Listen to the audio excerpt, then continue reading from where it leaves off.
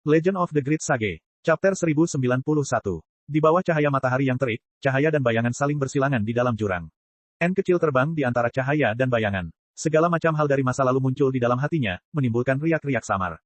Tangannya menekan pedang pembunuh Buddha. Dia tidak memiliki emosi dan tidak tergesa-gesa. Balok-balok batu runtuh satu demi satu. Dengan lambaian pedangnya yang santai, dia membunuh semua raja hantu yang menghalangi jalannya. Dia mencapai dasar jurang hantu, tepat di atas gerbang hantu kelaparan. Gerbang hantu kelaparan yang legendaris itu tidak tampak seperti gerbang, tetapi lebih seperti danau kecil. Kelilingnya tidak lebih dari 10 li, dan dikelilingi oleh batu obsidian yang tersusun rapi. Batu-batu itu diukir dengan pola berlapis-lapis, membentuk lingkaran sempurna yang menyegel gerbang hantu kelaparan dengan kuat. Danau itu tidak berisi air, tetapi berisi cairan kental berwarna abu-abu tinta. Itu adalah kombinasi utama Yin Qi dan Deat Qi.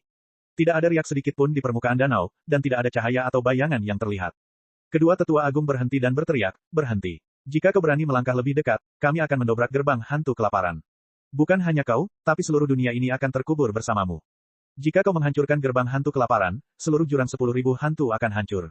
Di dalam formasi pengumpulan hantu Yin yang mendalam, kau tidak akan punya tempat untuk lari. Kemungkinan besar, kau tidak akan bisa lolos dari kematian." N kecil tidak melihat mereka. Dia menatap gerbang hantu kelaparan yang dalam dan tak terduga. Ini adalah tujuan terbesarnya dalam menghancurkan Sekte Xuan Yin.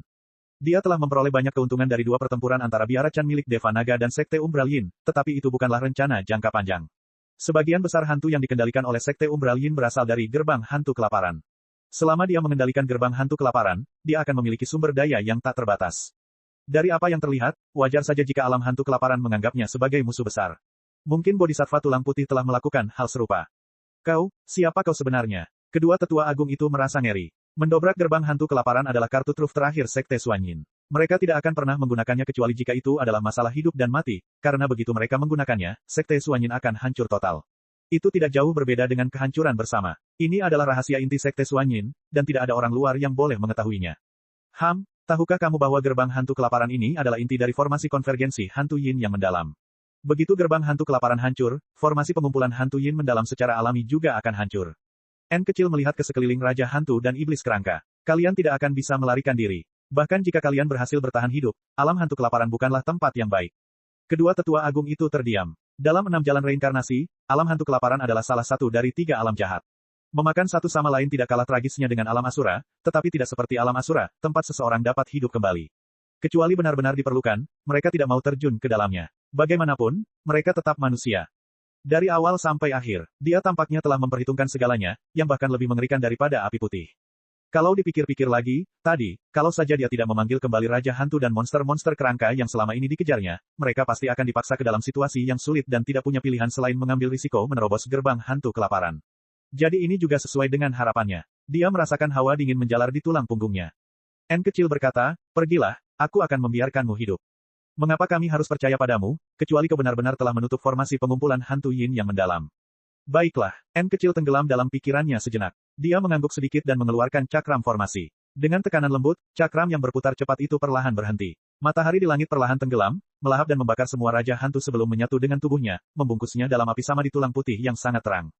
Langsung, formasi pengumpulan hantu Yin yang mendalam berhenti beroperasi, dan langit malam menjadi sangat cerah. Bulan yang cerah tergantung tinggi di langit, dan bintang-bintang yang tak terhitung jumlahnya memenuhi langit. Kedua tetua agung saling bertukar pandang. Begitu formasi berskala seperti itu benar-benar mati, akan butuh usaha yang cukup besar untuk mengaktifkannya kembali. Selama formasi itu tidak mengikat mereka, mereka yakin bahwa tidak banyak orang di dunia yang dapat menghentikan mereka jika mereka ingin membebaskan diri. Dibandingkan menjadi hantu di alam hantu kelaparan yang teramat berbahaya, mereka tetap lebih memilih hidup sebagai manusia. Akibatnya, mereka menggunakan teknik khusus Sekte Umbral Yin, Ghost Shadow Evasion, pada saat yang sama, terbang menuju 2 ujung Myriad Ghost Abyss, satu ke kiri dan satu ke kanan. Gerakan mereka tidak menentu, sehingga sulit untuk memahami lintasan mereka. Hukum 4 bagian, menjauhkan diri dari semua tindakan. Bulan yang cerah tenggelam di sebelah barat. 2 garis cahaya melesat menembus langit dan mendarat di kedua sisi jurang hantu, berubah menjadi seorang pria dan seorang wanita. Mereka adalah Raja Culai dan Ratu Kegelapan. Ratu Kegelapan mengejar mereka sampai ke kediaman Raja Chu dan berhasil menyusul Raja Culai lagi. Setelah dibujuk-bujuk, Raja Culai setuju untuk ikut dengannya dan datang ke Sekte Umbral Yin untuk berbicara dengan putrinya. Bagaimanapun, dia mungkin adalah kultivator yang telah menempuh perjalanan terjauh di klan Ji. Provinsi Hijau juga membutuhkan kekuatannya untuk melawan Provinsi Kabut. Namun, pemandangan di hadapan mereka membuat mereka semua tercengang. Mereka pada dasarnya meragukan apakah mereka datang ke tempat yang salah. Tidak ada aura yang menyeramkan, tidak ada api yang berkobar, tidak pula ada orang maupun hantu. Apa yang sebenarnya terjadi dengan Sekte Umbral Yin? Setitik cahaya berkelap-kelip di dasar Myriad Ghost Abyss, berwarna emas dan putih. Bulan gelap, Ratu Kegelapan dipenuhi kekhawatiran saat ia terbang turun. Raja Culai mengikutinya dari dekat. Little N saat ini tengah berkultivasi di samping gerbang hantu kelaparan, mencerna apa yang telah diperolehnya dari biara Chan milik Deva Naga dan Sekte Umbral Yin, memurnikan tulang putihnya dan memurnikan sarira satu persatu. Tiba-tiba, dia berbalik dan tersenyum. Ibu, ayah. Bulan gelap, jubah pelindung spiritual, Ratu Kegelapan berjalan mendekat dan tiba-tiba menyadari bahwa pakaian hitam yang dikenakannya sangat familiar. Dia tidak bisa menahan diri untuk tidak berhenti. Apa yang telah kau lakukan? Tanya Raja Culai sambil mengerutkan kening.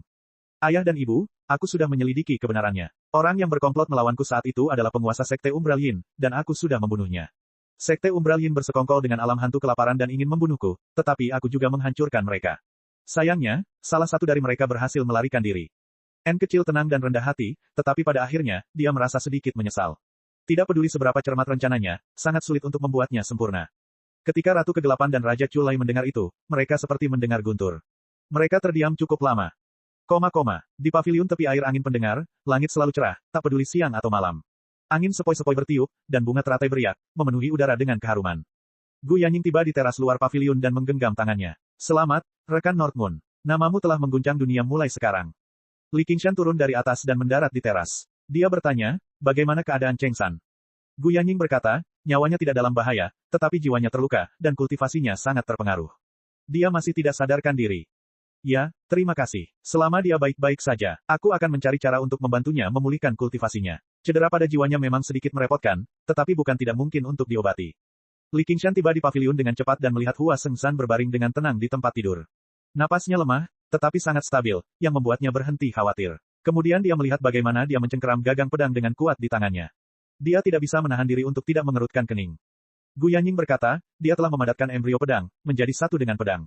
Pedang itu mungkin telah hancur, tetapi efeknya tidak dapat dihapus sepenuhnya. Aku juga tidak berani mencabut gagangnya secara sembarangan. Aku berencana untuk menunggunya bangun. Li Qingshan mengeluarkan pedang pengalih jiwa dan menghunus bilahnya, memantulkan wajahnya. Ia berpikir, apa sebenarnya yang direncanakan istana koleksi pedang? Dia pernah menggunakan pedang Soaring Dragon dari istana Sword Collection. Dia menggunakannya hingga hancur, tetapi dia tidak melihat adanya masalah. Mengapa pedang itu memiliki efek yang begitu hebat pada Hua Sengshan? Dengan berbagai keraguan, dia tiba-tiba mengambil keputusan. Dia akan memurnikan pedang pengalih jiwa. Chapter 1092. Gu Yanying bisa tahu apa yang sedang direncanakannya, jadi dia menyarankan, sebaiknya kamu berhati-hati. Jika pedang biasa dapat merusak pikiranku, maka kultivasiku selama puluhan tahun akan sia-sia. Kata Li Qingshan dengan bangga. Puluhan tahun, Gu Yanying tidak dapat menahan diri untuk tidak mendesah. Kebanyakan kultivator biasa bahkan tidak dapat bertahan hidup dalam satu kesengsaraan surgawi, tetapi dia telah mencapai langkah ini. Ada rasa urgensi yang tidak dapat dijelaskan. Bagaimana? Menyesal, kata Li Qingshan sambil tersenyum. Sedikit, Gu Yanying tersenyum tipis. Masih ada waktu. Li Qingshan berkata dan mencabut pedang pengubah jiwa dengan bunyi dentang. Dia memegang gagang pedang dengan kedua tangan, memejamkan mata, dan menyalurkan indera ilahinya ke dalamnya. Ujung pedang menyala. Gu Yanying menatapnya dengan ekspresi aneh, dari atas ke bawah, tidak melewatkan satu detail pun, seolah ingin melihatnya. Dia telah melihatnya berjalan selangkah demi selangkah hingga ke tempatnya sekarang. Dia bukanlah orang yang cerdik, dan bahkan lebih sederhana dan lebih lugas daripada orang kebanyakan, tetapi selalu ada lapisan kabut tebal yang tidak dapat dia lihat dengan jelas. Setelah beberapa saat, dia mengalihkan pandangannya, membuka kipas lipatnya, dan melambaikannya dengan lembut. Dia tidak bisa menahan tawa. Mungkinkah dia benar-benar menyesalinya? Fighting Demon Heart memancarkan cahaya berdarah, dan aura iblis yang bergulung-gulung mengalir ke pedang pengubah jiwa. Untaian aura iblis meresap ke ujung pedang, dan setelah beberapa saat, pedang itu diwarnai dengan lapisan cahaya iblis. Proses pemurniannya sangat lancar. Dia tidak tahu apakah itu karena kultivasinya jauh lebih tinggi daripada saat dia memurnikan pedang naga terbang, atau karena pedang pengubah jiwa memilihnya, tetapi tidak ada kelainan. Li Qingshan membuka matanya, sedikit bingung. Hanya itu. Hah, Gu Yanying menyingkirkan kipas lipatnya, ekspresi terkejut terlihat di wajahnya. Apa yang salah? Apakah ada masalah? Tanya Li Qingshan. Apakah kamu menggunakan aura iblis? Kata Gu Yanying. Ya, apakah ada masalah? Kalau tidak, untuk apa aku menggunakan aura iblis? Meskipun ia awalnya manusia dan tampak tidak berbeda dari manusia, ia bukan lagi manusia. Ia setengah iblis, setengah iblis. Sebagai perbandingan, iblis lebih mirip dengan manusia, jadi mereka secara alami menggunakan aura iblis untuk memurnikan artefak manusia. Inilah yang dilakukannya saat ia memurnikan pedang naga terbang. Pedang-pedang terkenal dari puncak pedang tersembunyi semuanya disiapkan untuk para pembudidaya pedang. Bagaimana mungkin pedang-pedang itu dapat dengan mudah disempurnakan oleh energi iblis? Seru Gu Yanying. Ini, mungkin karena menjadi jahat itu mudah, tetapi menjadi baik itu sulit.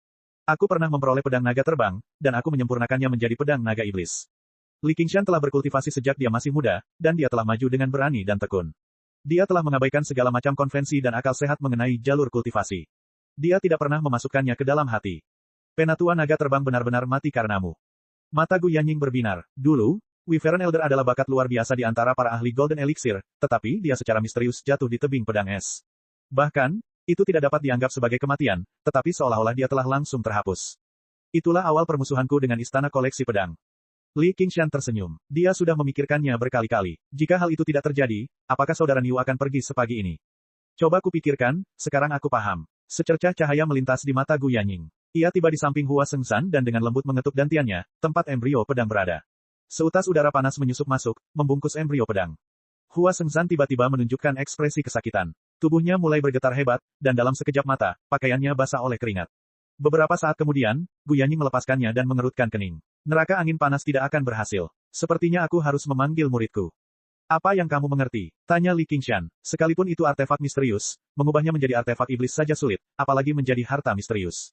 Apalagi pedang terkenal yang khusus dipersiapkan untuk para pendekar pedang seperti pedang pengalih jiwa. Gu Yanying menjentikkan ujung pedang pengalih jiwa dengan lembut. Kecuali kalau itu adalah pedang iblis. Pedang iblis. Li Qingshan mengangkat pedang pengalih jiwa di tangannya. Saat ini, pedang pengalih jiwa memang pedang iblis. Gu Yanying berkata, kalau begitu semuanya masuk akal. Saat kultivator memurnikan artefak iblis atau harta iblis, mereka harus membersihkan ki iblis dari benda-benda itu terlebih dahulu, atau mereka akan terkontaminasi oleh ki iblis dan bahkan mengembangkan pikiran iblis. Di Gunung Buddha Besar, tingkah laku Xiao Hua tidak tampak seperti sedang dikendalikan oleh seseorang. Sebaliknya, dia tampak seperti sedang melawan pikiran jahat di dalam hatinya. Ada banyak jenis pikiran jahat. Pikiran-pikiran itu bisa haus darah dan agresif, atau bisa juga keras kepala dan ingin tahu. Namun, sebagian besar kaum iblis akan membalikkan yang benar dan yang salah serta menentang yang baik dan yang jahat. Mereka tidak akan pernah mengorbankan diri mereka demi teman-teman mereka. Faktanya, mereka bahkan tidak memiliki konsep teman. Ketika Hua Sengshan menjebak Li Qingshan di aula besar, pikirannya tajam, kata-katanya tajam, dan aktingnya sangat hebat. Itu dapat digambarkan sebagai perwujudan kecerdasannya, dan itu sejalan dengan minatnya sendiri. Namun, pembalikan yang terjadi kemudian sama saja dengan mempertaruhkan nyawanya sendiri. Penguasa istana koleksi pedang hampir membunuhnya di tempat. Pantas saja aku tidak merasakan sesuatu yang aneh. Li Qingshan sedikit mengerti. Hatinya selalu menjadi medan perang tempat para dewa dan iblis bertarung. Faktanya, sifat iblisnya melampaui sifat keilahiannya. Jika pedang-pedang dari istana koleksi pedang dapat menuntun orang ke jalan iblis, maka sejak awal ia telah berlari di sepanjang jalan ini. Ia telah terbiasa dengan sifat iblis yang dalam di hatinya sejak lama. Lagi pula, kau berbeda dari kultivator biasa. Jika tebakanku benar, pedang itu menyembunyikan benih iblis. Kata Gu Yanying. Benih setan, itu adalah kondensasi dari pikiran-pikiran iblis. Ketika manusia iblis baru saja lahir, mereka sudah memiliki benih iblis yang dalam. Setelah 10 bulan masa kehamilan, mereka akan tumbuh secara bertahap, berubah menjadi hati iblis saat mereka lahir. Embrio pedang dan jiwa pedang yang baru lahir. Sungguh cerdik. Gu Yanying bertepuk tangan. Tentang itu, bisakah kau menjelaskannya lebih jelas? Tanya Li Qingshan. Ada benih iblis yang tersembunyi di dalam pedang, dan seorang kultivator pedang menyatu dengan pedang. Ini sama saja dengan membiarkan benih iblis berakar, tetapi tidak akan langsung memengaruhi mereka. Hanya setelah melewati kesengsaraan surgawi kedua dan memadatkan embrio pedang, benih iblis akan berakar, menyerap semua jenis emosi negatif untuk tumbuh dan berkembang. Hanya setelah melewati kesengsaraan surgawi ketiga dan memadatkan pedang yang baru lahir, benih iblis akan berkembang dan berbuah, tetapi mereka akan terjebak dalam tahap bayi.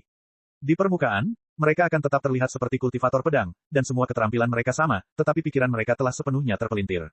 Jika saya tidak salah, hanya setelah melewati kesengsaraan surgawi keempat mereka akan sepenuhnya berubah menjadi iblis, dan semua kultivasi mereka akan diubah menjadi energi iblis. Gu Yanying menggunakan pengetahuan dan pengalamannya untuk menyimpulkan benih iblis dalam pedang itu selangkah demi selangkah. Bahkan dia sendiri kesulitan mempercayai hasilnya. Bagaimanapun, istana koleksi pedang adalah sekte ortodoks yang terkenal di dunia, yang telah ada selama puluhan ribu tahun. Maksudmu seluruh istana koleksi pedang adalah pion tersembunyi dari wilayah iblis. Li Qingshan juga agak terkejut. Namun, sekarang setelah dipikir-pikir, dia pernah menunjukkan kultivasinya sebagai Raja Iblis tanpa menyembunyikannya sama sekali. Bukan saja penguasa istana koleksi pedang tidak membersihkan iblis dan menegakkan keadilan, tetapi dia bahkan mengundangnya ke istana koleksi pedang untuk menghunus pedangnya. Sikapnya memang agak tidak normal. Adapun yang disebut, pembunuh iblis, yang menimbulkan konflik antara dua ras di seluruh provinsi hijau, ia menyembunyikan niat jahat, membuka jalan bagi invasi wilayah iblis. Itu sangat mungkin. Sungguh rencana yang brilian. Tidak hanya menghindari batasan hukum dunia, tetapi hanya murid yang paling menonjol yang menjadi bagian dari rencana tersebut. Hanya pembudidaya pedang hebat yang dapat melihat semuanya. Gu Yanying mendesah memuji. Oh benar, mungkin kamu telah menyelamatkan biara Chan milik Devanaga, atau bahkan seluruh provinsi hijau. Aula penindasan iblis. Li Qingshan mengerti. Benar sekali. Aula penindasan iblis adalah salah satu dari sedikit gua iblis besar di dunia. Jika tiba-tiba dihancurkan, konsekuensinya tidak akan terbayangkan. Mungkin semua kultivator di Gunung Buddha Agung akan musnah dalam satu gerakan. Namun, 3 kultivator pedang besar yang bekerja sama masih tampak sedikit kurang. Mungkin mereka masih menyembunyikan sesuatu. Bahkan Gu Yanying tidak tahu bahwa Raja Belalang Terbang telah lama bersembunyi dalam gua bawah tanah di bawah Gunung Buddha Besar. Li Qingshan tertawa terbahak-bahak. Tawanya bergemuruh, dan lautan bunga naik turun. Jadi aku pahlawan. Satu-satunya orang yang ia kasihani selama pertempuran di Gunung Buddha Agung adalah Biksu Unraget. Jika tebakan Gu Yanying benar, maka ia benar-benar mampu datang ke aula penindasan iblis, mengusap kepala Biksu Unraget yang besar dan botak, dan berkata, Guru, Anda tidak salah mempercayai saya. Sebenarnya, bahkan Raja Culai harus mengakui dengan jujur bahwa dia telah membantai istri dan putranya. Dia benar-benar telah melakukannya dengan sangat baik. Dia merasa sangat gembira. Tiba-tiba, dia membuka tangannya dan memeluk Gu Yanying. Terima kasih. Seketika, rasa sakit yang membakar menusuk jauh ke dalam jiwanya menyebar ke seluruh tubuhnya. Dia pun tidak melepaskannya. Gu Yanying terkejut. Dia menepuk punggungnya sambil tersenyum. Baiklah, jangan manfaatkan aku. Apa tidak sakit?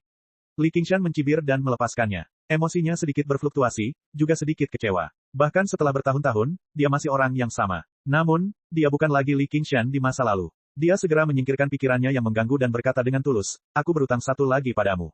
Jika dia harus memikirkannya, dia mungkin tidak akan pernah memikirkan istana koleksi pedang. Bukan karena dia tidak cukup pintar, tetapi karena dia tidak cukup berpengetahuan. Lucu juga jika dia memikirkannya sekarang. Dia bahkan telah melihat 12 dewa iblis dari wilayah iblis sebelumnya, dan siapa yang tahu berapa banyak raja iblis yang telah dia bunuh, tetapi pada dasarnya dia tidak tahu apa-apa tentang wilayah iblis. Berpikir sampai di sana, dia tidak bisa tidak merindukan Raja Pohon Beringin. Jika dia ada di sini, dia pasti bisa memberinya jawaban lebih cepat. Dia diam-diam memutuskan, Qiongzi mungkin sudah mencerna buah kebijaksanaan. Begitu aku membawa inti buah itu, aku akan menanamnya di pot juga. Gu Yanying berkata, tidak perlu bersikap sopan. Aku akan menganggapnya sebagai satu kali saja. Baiklah, aku pasti akan membantumu jika kau membutuhkan sesuatu. Li Qingshan kemudian bertanya, kau hanya ingin membersihkan benih iblis di embrio pedang Cheng San sekarang. Ilustrasi alam infernal memang memiliki efek ini. Gu Yanying mengangguk. Keberadaan alam infernal adalah untuk menghukum berbagai dosa, dan tidak ada seorang pun di dunia ini yang lebih berdosa daripada kaum iblis. Namun, neraka angin panasku terlalu kuat. Aku khawatir itu akan melukai Hua kecil, dan sendok angin tidak dapat diprediksi, jadi tidak cocok untuk hal seperti itu. Sebaliknya, ular berbisa muridku sedikit lebih lincah. Aku sudah memanggilnya. Tidak seperti teknik biasa, rasa sakit akibat berlatih ilustrasi alam neraka tidak terkendali. Bahkan hembusan angin panas sekecil apapun adalah bentuk siksaan dari neraka. Itu bukan sesuatu yang dapat ditanggung Hua Sengshan di alam kultivasinya. Qian Rongzi, kamu masih mengingatnya. Gu Yanying tersenyum. Aku tidak mengerti, mengapa kau menerimanya sebagai muridmu? Tidakkah menurutmu dia sangat mirip dengan kita? Apa persamaan kita? Li Qingshan mengangkat sebelah alisnya. Keras kepala, bahkan di kalangan praktisi kultivasi, sikap keras kepala seperti itu sangat jarang. Saya sangat menghargainya. Petik 2. Hati-hati jangan sampai dia melahapmu. Dia pasti membencimu. Dia membenci semua orang, Li Qingshan memperingatkan. Sepertinya kamu juga sangat mengaguminya. Kalau tidak, pasti membosankan. Keduanya mengobrol santai sambil menunggu kedatangan Qian Rongzi. Li Qingshan kembali sedikit ragu. Istana koleksi pedang seharusnya tahu betul bahwa benih iblis tidak berguna melawan Raja Iblis. Cheng Zhan sudah tahu aku adalah Daemon, tetapi dia masih berusaha keras menghentikanku dari menyempurnakan pedang soul switching. Apakah dia tidak begitu mempercayaiku? Chapter 1093. Semua ini hanya bisa terjawab ketika Hua Sengshan bangun. Kemana kamu berencana pergi selanjutnya? Tanya Gu Yanying. Aku akan membantu Raja Roh Jangkrik Emas naik lebih dulu dan menghancurkan Raja Belalang Terbang di sepanjang jalan.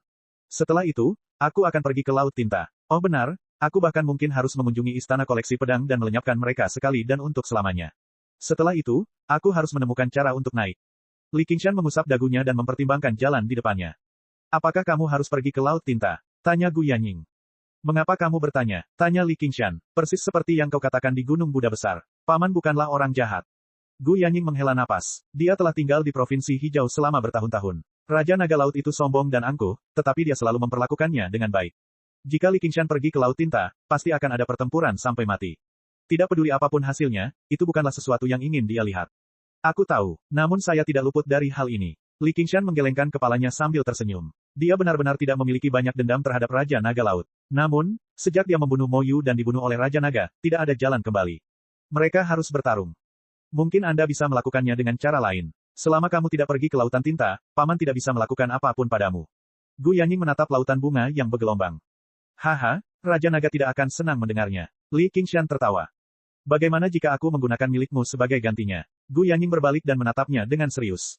Lupakan, kamu bukan orang seperti itu. Ya, aku memang orang yang egois. Aku benar-benar tidak bisa melakukan hal seperti itu. Anggap saja aku tidak mengatakan apapun tadi. Jangan lupa bahwa kau berutang padaku. Bersiaplah untuk memanjat gunung pedang dan menyelam ke dalam panci berisi minyak. Gu Yanying mengalihkan pandangannya. Sungguh keras kepala. Tidak masalah. Li Qingshan tersenyum. Tidak lama kemudian, Qian Rongzi tiba di paviliun angin pendengaran dan dengan hormat membungkuk kepada Gu Yanying. Guru. Gu Yanying menjelaskan dan bertanya, bisakah kamu melakukannya? Qian Rongzi berkata, kita bisa mencobanya. Saya tidak bisa menjamin apapun. Li Qingshan samar-samar merasa bahwa dia tampak telah berubah, tetapi dia tidak tahu apa yang telah berubah, jadi dia tidak repot-repot menyelidikinya. Jika kamu berhasil, aku akan membalas budi kamu. Ketiganya tiba di paviliun tepi air. Tangan kanan Qian Rongzi melayang di atas dan Tian Hua Sengsan. Seekor ular kecil yang cantik merayap keluar dari lengan bajunya. Sambil mendesis dan mendesis, ular itu menyelipkan kepalanya ke tubuh Hua Sengsan. Hua Sengsan mengernyitkan dahinya, dan ekspresi kesakitan muncul di wajahnya. Namun, rasa sakit yang ditimbulkan oleh ular berbisa ini jelas lebih mudah ditanggung daripada angin panas. Li Qingshan mengetuk pelan gagang pedangnya dengan jari telunjuknya dan menunggu di satu sisi. Karena tidak ada yang bisa dilakukan, ia mengirimkan jiwanya ke dalam pedang itu lagi. Pedang Soul Switching juga memiliki warisan niat pedang yang ditinggalkan oleh para pendekar pedang terdahulu. Meskipun gaya pedang yang tersembunyi di dalamnya berasal dari kitab pedang langit dan bumi, dan tidak selengkap turunannya, gaya pedang itu masih memiliki kecerdikannya sendiri. Gaya pedang itu cocok dengan niat pedang Soul Switching. 10 pedang terkenal di istana koleksi pedang semuanya memiliki kegunaan menakjubkannya sendiri. Pedang pengalih jiwa tidak terkecuali. Selama pedang diarahkan ke musuh, pedang itu dapat memutarbalikkan jiwa musuh, memisahkannya dari tubuh mereka. Efeknya akan bervariasi sesuai dengan kekuatan musuh, tetapi dalam pertempuran yang intens, penundaan sekecil apapun akan menjadi perbedaan antara hidup dan mati. Mungkin ini adalah perbedaan antara hidup dan mati. Itu memang senjata tajam. Aku penasaran seperti apa rupa benih iblis itu. Li Qingshan menggunakan kura-kura roh untuk mendapatkannya. Jiwanya memasuki pedang dalam upaya untuk menemukan benih iblis yang tersembunyi di dalamnya. Seiring berjalannya waktu, struktur pedang pengalih jiwa secara bertahap menjadi jelas. Prasasti yang terukir di dalamnya dianalisis dan dipisahkan. Dia bukan ahli dalam penempaan artefak, tetapi dia juga memperoleh pemahaman kasar tentang cara kerjanya. Pada saat yang sama, ular berbisa milik Qian Rongzi juga telah memasuki embrio pedang milik Hua Sengsan. Dia tiba-tiba berkata, ketemu. Benih iblis terkubur di kedalaman embrio pedang. Benih itu telah berakar dan tumbuh. Sifat jahat yang dipancarkannya terus-menerus memengaruhi pikiran Hua Sengsan, melahap berbagai pikiran jahatnya dan berkembang pesat. Gu Yanying bertanya, bisakah kamu membasminya? Aku akan berusaha sekuat tenaga. Qian Rongzi mengendalikan ular berbisa itu dan menelan benih iblis itu dalam sekali teguk. Pada saat ini, Li Qingshan menyingkap lapisan kabut dan menemukan benih iblis di pedang pengalih jiwa. Dia berpikir, seperti yang diharapkan. Tidak heran. Dugaan Gu Yanying benar. Tidak heran dia gagal menemukan benih iblis di pedang Soaring Dragon di masa lalu. Sama seperti tidak ada orang yang akan bosan membongkar peralatan listrik di rumah dan memeriksa setiap komponennya. Mereka hanya perlu membaca buku petunjuk dan tahu cara menggunakannya. Struktur harta karun misterius jauh lebih rumit daripada peralatan listrik. Mempelajari cara menggunakannya saja sudah sangat sulit. Jika bukan karena kemampuan penyuruh yang kuat untuk memperoleh, dia mungkin akan kesulitan menemukan keberadaan benih iblis meskipun dia ahli dalam cara menempa artefak. Dia sedikit mengernyit. Benih iblis itu tidak terlalu kuat, tetapi sifat iblis yang terkandung di dalamnya sangat murni. Benih iblis yang dipadatkan oleh kaum iblis di wilayah iblis saat mereka pertama kali lahir pasti tidak dapat mencapai tingkat seperti ini. Bahkan Raja Iblis pun tidak lebih dari ini. Siapa sebenarnya yang berada di balik rencana ini? Pada saat ini, benih iblis itu bergetar dan tiba-tiba meletus. Pikiran iblis yang ganas dan bengkok itu melonjak dan segera memenuhi pikiran Li Qingshan, disertai dengan tawa aneh yang dipenuhi dengan kebencian. Siapa kamu? Li Qingshan menggigil dalam hati. Pedang pengalih jiwa jelas tidak memiliki jiwa pedang. Akulah tuanmu, suara itu menyatakan, sambil terus tertawa tanpa henti. Omong kosong, gertak Li Qingshan. Berani sekali kau merusak rencana tuan. Kau tahu ada harga yang harus dibayar. Jadi ini semua ulahmu. Jangan biarkan aku melihatmu lagi. Kamu tidak percaya padaku. Aku akan membuktikannya padamu. Sebelum dia selesai berbicara, pedang Soul Switching berdenting. Tanda bulan sabit pada gagangnya mulai berputar, bersinar dengan lingkaran cahaya yang jernih. Li Qingshan tiba-tiba merasa dirinya didorong ke belakang, melayang ke atas. Sambil menundukkan kepalanya, dia melihat dia, lain menghunus pedang pengalih jiwa dan mengayunkannya ke Hua Sengsan yang sedang terbaring sakit. Qingshan, Gu Yanying berkata, kejadian ini terjadi terlalu tiba-tiba, dan Li Qingshan juga menyerang dengan sangat cepat. Dia tidak dapat menyelamatkannya tepat waktu. Penyuruh menekan lautan. Li Qingshan berteriak dan menekan cahaya terang dari pedang Soul Switching. Ia segera mendapatkan kembali kendali atas tubuhnya, dan pedang itu berhenti di atas kepala Hua Sengsan, masih berdenting. Ia berkata kepada Gu Yanying, sepertinya pedang-pedang dari istana koleksi pedang bukan hanya tentang benih iblis. Hua Sengsan yang tak sadarkan diri tiba-tiba duduk. Dengan senyum aneh dan aneh di wajahnya, ia menghantam pedang itu. Li Qingshan dengan santai menyarungkan pedangnya dan menekan kepala Hua Sengsan. Tekan. Kau akan menyesali ini. Setelah itu, Hua Sengsan jatuh kembali ke tempat tidur. Wajahnya pucat, diselimuti oleh lapisan tipis ki iblis. Qian Rongzi mundur selangkah dan menundukkan kepalanya. Benih iblis dalam embrio pedangnya telah meletus. Itu telah mencemari jiwanya. Tidak ada yang bisa kulakukan. Apa yang barusan terjadi? Tanya Gu Yanying. Aku tidak tahu. Sayang sekali patung penekan iblis milikku telah menjadi patung perang iblis. Li Qingshan mengerutkan kening. Meskipun metode penekanan laut milik penyuruh dapat menekan sifat iblis, itu hanya internal. Secara eksternal, itu akan menekan segalanya. Bahkan jika itu dapat menyelamatkan Hua Sengzan, kepribadiannya akan berubah drastis. Chapter 1094. Bulan yang terang benderang di sebelah barat. Saat itu merupakan saat tergelap hari itu, sekaligus saat tergelap biara Candeva Naga dalam beberapa ribu tahun terakhir. Gunung Buddha Agung tampak kacau balau. Reruntuhan akibat pertempuran ada di mana-mana. Para biksu sibuk merawat yang terluka dan membersihkan reruntuhan, tetapi mereka tampak diam dan murung. Dari kejauhan, Gunung Buddha Besar tidak lagi tampak seperti Buddha Besar. Desain asli Aula Buddha Besar adalah agar sesuai dengan seluruh gunung, membuatnya lebih tampak seperti Buddha Besar. Sekarang Aula Buddha Besar telah hancur, puncak gunung telah terkikis puluhan kaki, dan ratusan tempat telah runtuh. Jika seseorang bersikeras menggambarkannya, itu adalah Buddha tanpa kepala. Biksu Dauntless berdiri di atas gunung Buddha besar yang tanpa kepala. Ekspresinya sangat tegas saat ia terus-menerus memainkan untaian tasbih di tangannya. Pendeta satu lampu datang ke puncak gunung dan melaporkan, Kepala Biara, kami telah menghitung jumlah korban. 83 orang telah meninggal dan banyak yang terluka. Ribuan istana dan rumah telah hancur. Semua relik biksu terkemuka di hutan pagoda telah diambil. Ekspresinya sangat buruk sehingga dia tampak seperti hendak menangis. Li Qingshan dan Little N tidak berniat membunuh atau melukai para pengikut Biara, tetapi gelombang kejut dari pertempuran mereka terlalu mengerikan. Untungnya, semua orang yang bisa berkultivasi di Gunung Buddha Agung adalah para kultivator yang memiliki kekuatan, jadi mereka biasanya tidak akan tertimpa reruntuhan aula sampai mati. Jika itu adalah kota manusia, mungkin tidak akan ada satu pun yang selamat. Biksu Dauntless menggigil dan menghancurkan tasbih. Jangan takut, lihatlah murid baik yang telah diterima oleh Biara Candeva Nagamu. Yang satu adalah musuh Buddha, yang satu lagi adalah setan. Setelah beristirahat sejenak, Biksu Raja Tujuh Harta Karun itu sudah pulih dari luka-lukanya. Wajahnya yang telah diratakan oleh Sang Buddha juga kembali normal. Ia berdiri dan memarahi Biksu Dauntless itu dengan marah. 6 dari 7 harta karun Buddha miliknya hancur, dan kultivasinya mengalami kerugian besar. Mungkin butuh lebih dari 100 tahun baginya untuk pulih. Lebih jauh lagi, ia dilempar terbang oleh Sang Buddha sebanyak 2 kali. Ia merasa sangat sedih. Biksu Yideng berkata dengan marah, Guru, tidak seorang pun ingin melihat kejadian ini. Bukankah Anda ingin Yi berkultivasi di kuil Lingguo? Beraninya kamu berbicara kepadaku seperti itu. Aku harus melaporkan hal ini kepada Guru Besar Kekaisaran. Biara Candari Deva Naga harus bertanggung jawab, terutama bunuh. Di mana dia? Petik 2. Raja Biksu Tujuh Harta Karun sangat marah. 2 Raja Biksu lainnya bergegas untuk membujuknya, tetapi mereka juga banyak mengeluh tentang Biksu yang tidak marah itu. Dengan ketabahan mental dan kultivasi mereka, jelas terlihat betapa tidak senangnya mereka. Biksu Dauntless menutup matanya. Setelah beberapa saat, dia membuka matanya lagi. Dia berkata dengan sungguh-sungguh, di mana Presiden Commandment Yard? Jiming ada di sini. Seorang biksu tua bungkuk tiba di puncak gunung. Bawa Unraget ke sini. 1 lampu, pergi kumpulkan semua murid, kata biarawan Dauntless. Mereka berdua menerima pesanan itu dan pergi. Di belakang Gunung Buddha Agung, di depan aula penindasan setan. Kamu masih butuh 1 lagi. Duoge, pergi periksa semak-semak di sana.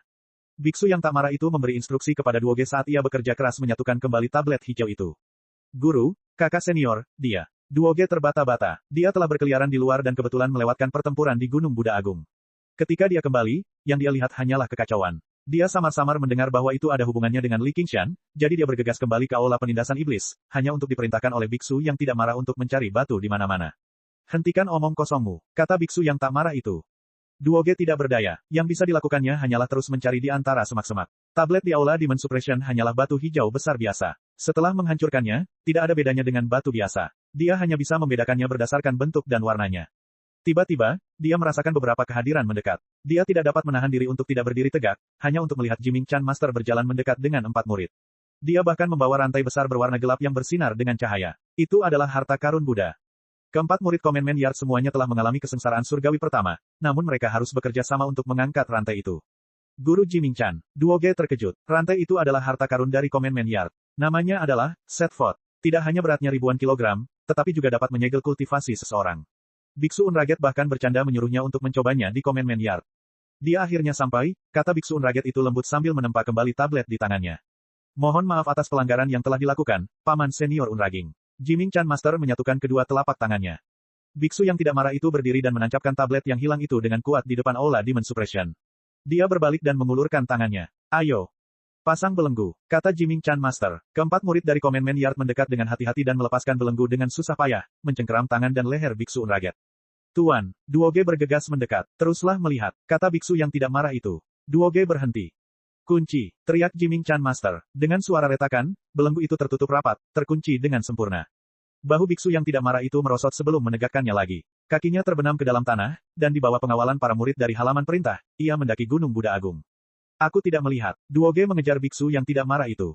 Jika kau tidak ingin melihat, pergilah keluar saja. Biksu yang tidak marah itu menatap Duoge dalam-dalam. Dia adalah seorang iblis, jadi posisinya di biara Chan milik Deva Naga selalu canggung. Sekarang setelah sesuatu seperti ini terjadi, dia pasti akan dipandang sebagai musuh oleh para biksu jika dia tetap berada di Gunung Buddha Agung. Aku tidak mau pergi, kata Duoge. Mereka semua benar-benar tidak patuh. Kalau aku tahu ini sebelumnya, aku pasti akan minum dan makan daging dengan patuh. Kenapa aku harus menerima murid tanpa alasan? Biksu yang tidak marah itu tersenyum pahit. Sosok-sosok berkelebat di Gunung Buddha besar. Pada dasarnya semua murid telah berkumpul, yang jumlahnya mencapai beberapa ribu orang. Keempat biksu raja berdiri di tengah, tempat aula besar awalnya berdiri. Di samping mereka ada para biksu kepala dan tetua dari berbagai halaman. Mereka semua tegas. Tiba-tiba, suara dentingan belenggu terdengar di kejauhan, disertai langkah kaki yang berat. Biksu yang tidak marah itu berjalan selangkah demi selangkah, terbelenggu dan dirantai. Dia meninggalkan serangkaian jejak kaki yang dalam di tangga batu di belakangnya. Duoge mengikutinya dari dekat. Kerumunan itu berpisah untuk membentuk jalan setapak, menatap biksu yang tidak marah itu dengan berbagai ekspresi. Kasihan, marah, dan jijik. Mungkin mereka tidak tahu siapa musuh Buddha, tetapi Dewa Iblis yang pernah berdiri di Gunung Buddha Agung, setinggi lebih dari 700 meter, telah meninggalkan kesan yang tak terlupakan bagi mereka. Daemon itulah yang telah menyebabkan kerusakan besar pada biara Chan milik Deva Naga. Itu adalah muridnya. Selama ini, dia selalu menjadi anomali di biara Chan milik Deva Naga. Dia mengabaikan aturan etiket, makan daging, dan minum alkohol. Dia menghabiskan lebih banyak waktu dengan kaum iblis daripada dengan para pendeta. Pada akhirnya, tampaknya masuk akal jika dia akan menyebabkan bencana seperti itu. Faktanya, beberapa orang bahkan berspekulasi dengan jahat bahwa dia mungkin telah jatuh ke jalan iblis. Kalau tidak, mengapa dia mengabaikan semua murid yang luar biasa di biara dan bersikeras menerima kaum iblis sebagai murid? Biksu yang tidak marah itu berjalan melewati kerumunan dengan tenang. Di belakangnya, Duoge dihentikan oleh 4 murid dari halaman disiplin biara. Dia berteriak, "Guru, pergi." Biksu yang tak marah itu berbalik dan berkata. Duoge tidak bergerak sama sekali. Sekelompok besar orang berdiri di sekelilingnya. Semua pendeta menjaga jarak darinya. "Abot, aku membawa Unraget ke sini," kata Anihilum Chan Master. "Anda yang bertanggung jawab atas halaman disiplin biara. Perintah apa yang dilanggarnya hari ini?" tanya Biksu Dauntless. Dia gagal mengenali orang, bersimpati dengan Daemon, gagal melindungi biara, dan menghindari pertempuran. Apa hukumannya? Hukuman cambuk, penjara. Petik 2, Chapter 1095. Biksu yang tidak marah itu tidak menjawab. Dia hanya mengangguk sedikit ke arah biksu yang tidak gentar. Dia bisa saja berdebat demi Li Qingshan, tetapi seseorang harus bertanggung jawab atas semua ini. Baiklah, lapangan perintah monastik, laksanakan. Biksu Dauntless itu memerintah dengan tegas sambil mengernyitkan dahinya. Kalau saja bukan karena dia adalah kepala biara-biara Chan dari Deva Naga, dia lebih baik menerima hukuman itu sendiri. Murid ini mengerti. Jiming mengeluarkan tongkat hitam dan berat. Sosoknya yang bungkuk tampak agak tidak pada tempatnya dibandingkan dengan tongkat besar itu, tetapi ketegasannya sama persis. Dia tiba di belakang biksu yang tidak marah itu dan berkata dengan tegas, "Silakan membungkuk, paman senior." Rantai itu berderak, dan biksu yang tidak marah itu jatuh ke tanah. Para biksu di sekitarnya menjadi gempar. Bagaimanapun juga, ini adalah seorang raja biksu. Tidak peduli seberapa liarnya dia tetaplah seseorang yang harus mereka hormati. Bagaimana mungkin dia dipermalukan seperti ini? Bahkan mereka yang kesal dan tidak puas pun tiba-tiba merasa tidak nyaman. Para presiden dan tetua akademi merasa lebih emosional, dan mereka semua memejamkan mata. Tongkat itu diangkat tinggi dan hendak jatuh. Tunggu, Raja Biksu 7 Harta Karun tiba-tiba menghentikannya. "Apa yang diinginkan saudara senior Seven Treasures?" tanya Biksu Dauntless. Meskipun Bunu telah melanggar sila, sebagai Raja Biksu, biksu biasa tidak memiliki kualifikasi untuk melaksanakan hukuman, dan juga tidak diperbolehkan bagi sesama murid untuk melaksanakan hukuman. "Ada kecurigaan pilih kasih," kata Raja Biksu 7 Harta. "Di mana kita bisa menemukan pengacara hebat untuk melaksanakan hukuman di saat seperti ini?" Biksu Dauntless mengerutkan kening. Raja Biksu memiliki status yang sangat tinggi dalam sekte Buddha. Jika mereka melanggar sila, mereka biasanya akan diadili oleh pengacara dari sekolah Vinaya. Setelah melalui serangkaian prosedur yang sangat serius dan rumit, Raja Biksu akan mengeksekusi mereka secara pribadi untuk memastikan keadilan hukum dan beratnya hukuman. Namun, Biksu Dauntless sedang terburu-buru untuk meredakan amarah semua orang dan menenangkan mereka, tetapi ia juga ingin meminimalkan dampaknya untuk melindungi reputasi biara Chan milik Deva Naga dan Biksu Unraget. Mustahil baginya untuk menjalani proses ini. "Meskipun aku bukan murid dari sekolah disiplin, aku berasal dari kuil Lingguo, jadi aku memiliki tanggung jawab untuk mengawasi semua biksu di bawah langit. Aku dapat melaksanakan hukuman atas namamu." Raja Biksu 7 Harta melangkah maju dan berkata dengan nada yang tidak perlu dipertanyakan lagi. Harta Karun ke-7. Biksu Dauntless mengerutkan kening dengan tegas karena dia diam-diam marah. Seven Treasure selalu membenci adik laki-lakinya, dan sekarang dia dipenuhi dengan kebencian. Jika dia yang melakukan hukuman, bukan hanya adik laki-lakinya yang akan menderita penghinaan besar, hidupnya juga akan dalam bahaya. "Saudara junior 7 Harta Karun, ini adalah masalah biara Chan Deva Naga kita, jadi mari kita serahkan pada pengadilan disiplin untuk melaksanakan hukuman." "Terima kasih, adik muda." Dua raja biksu lainnya juga mencoba membujuknya. Meskipun mereka membenci Biksu Unraget, mereka tetaplah sesama murid yang telah saling mengenal selama bertahun-tahun. Sekarang Biksu Unraget telah menanggung semua kesalahan dan menerima hukuman yang begitu berat, mereka semua percaya bahwa itu sudah cukup. Saudara senior dan saudara junior, apa yang kalian khawatirkan? Apakah kamu takut kalau aku bersikap terlalu keras? Benar, saya tidak akan menahan diri. Kalau tidak, di manakah martabat ajaran Buddha? Atau apakah Anda mengatakan bahwa hukuman biara Chan dari Deva Naga hanya untuk pertunjukan?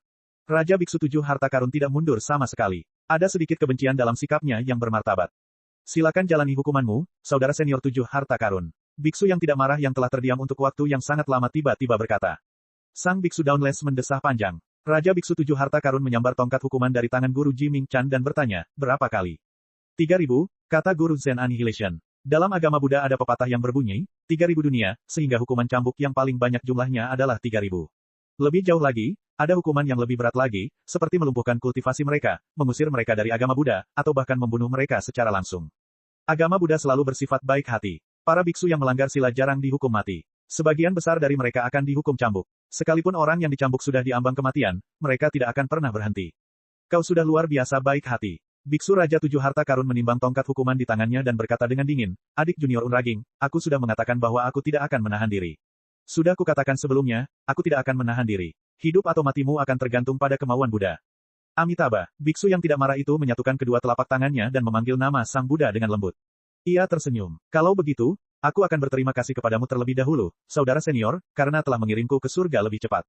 Begitu aku sampai di hadapan Sang Buddha, aku pasti akan menyampaikan kata-kata baik untukmu, saudara senior. Kamu masih keras kepala sampai sekarang. Kamu benar-benar tidak tahu bagaimana cara bertobat. Raja Biksu Tujuh Harta Karun sangat marah. Ia mengayunkan tongkat hukumannya dan menciptakan lingkaran cahaya di udara, menerangi seluruh gunung. Ia mengerahkan seluruh kekuatannya dan menyerang dengan ganas. Tuan, teriak Duoge, keledai botak, mengapa kau tidak mencoba memukulnya? Sebuah suara tiba-tiba terdengar dari cakrawala. Raja Biksu Tujuh Harta Karun merasa khawatir. Ia dengan paksa menghentikan tongkat hukuman dan membawanya kembali ke dadanya. Sambil mengangkat kepalanya, yang ia lihat hanyalah bintang merah menyala. Ia berkata dengan ketakutan, itu dia. Setan terkutuk. Ketika Biksu Dauntless mendengar suara yang dikenalnya, dia menjadi semakin khawatir. Daemon terkutuk ini benar-benar telah kembali. Saat ini, biara Chan milik Deva Naga sama sekali tidak berdaya untuk melawan. Li Qingshan turun dari atas, mendarat di ruang kosong yang dikelilingi oleh para biksu. Dia menarik sayap Phoenix-nya, dan mata merahnya berubah menjadi hitam pekat lagi, memperlihatkan wujud manusianya. Kakak senior pertama, Duoge berkata dengan terkejut. Terdengar suara desiran di sampingnya, dan semua pendeta mundur, wajah mereka dipenuhi ketakutan. Lingkaran yang dibentuk oleh ribuan orang itu langsung meluas. Aduh, Ark, teriakan kaget pun terdengar. Puluhan biksu yang berdiri di tepi tebing bahkan kehilangan pijakan dan jatuh dari gunung. Beberapa dari mereka bahkan terguling menuruni gunung. Awalnya, bahkan para guru besar di Jianghu tidak akan berakhir dalam kondisi yang mengerikan seperti itu, tetapi para biksu yang berdiri di pinggiran adalah para murid dengan kultivasi yang paling lemah. Meskipun mereka juga condong ke agama Buddha, mereka bahkan lebih takut pada iblis ganas ini. Saat ini, mereka hanya ingin menjauh sejauh mungkin darinya. Jika mereka berbalik dan melarikan diri, mereka takut akan dicap dengan kejahatan, gagal melindungi biara dan takut akan pertempuran, jadi mereka mungkin juga pergi. Li Qingshan melambaikan tangannya tanpa menoleh ke belakang. Begitu para biksu di samping Duoge menstabilkan diri, terdengar suara mendesing lagi, dan mereka mundur ke ruang kosong.